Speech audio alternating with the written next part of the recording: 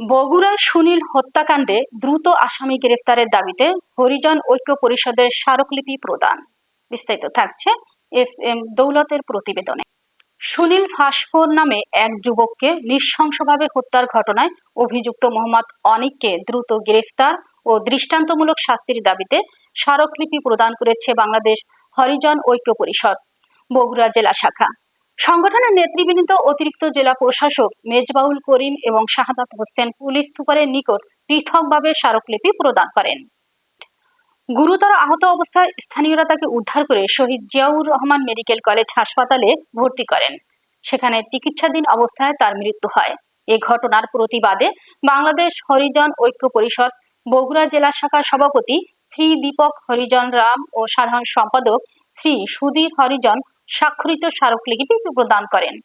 অবিলম্বে খুনি মোহাম্মদ অনিককে গ্রেফতার করে দৃষ্টান্তমূলক শাস্তির আওতায় আনতে হবে, অন্যথায় কঠোর কর্মসূচি ঘোষণা করা হবে।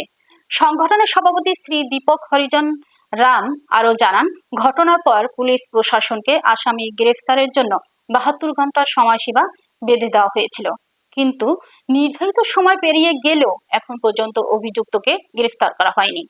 এতে ক্ষোভ ও উদ্বেগ বাড়ছে। তিনি বলেন, আমরা শান্তিপূর্ণভাবে ন্যায় বিচার চাই, কিন্তু দ্রুত আসামি গ্রেফতার না হলে বৃহত্তর আন্দোলনের কর্মসূচি দিতে বাধ্য হব। বগুড়া জেলার হইতে আমাদের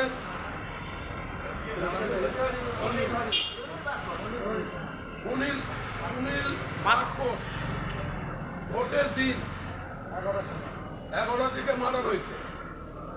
উনি ধানের শীষে ভোট দিচ্ছে, আসার সময় ওনাকে বলে তুমি ভোট কাতে দিছো, বলছে ধানের শীষে। ওনাকে বলছে যে 500 টাকা দাও, উনি 500 টাকা না দিয়ে একটু আগে হয়েছে, পিছন থেকে তাকে চাকু পায়ের সম্পূর্ণ রক কেটে দিয়েছে। মোহাম্মদ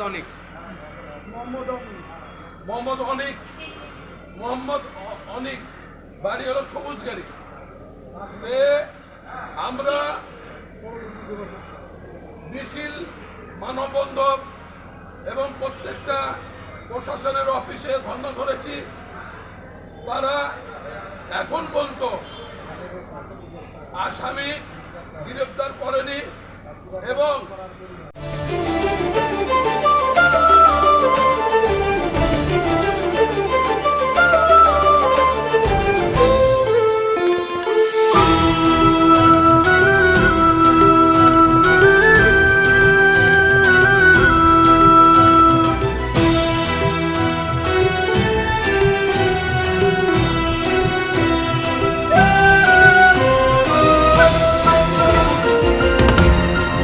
টেকনাফ থেকে তেতুলিয়া, রূপসা থেকে পাথুরিয়া, বিশ্বজুড়ে রূপসী বাংলা।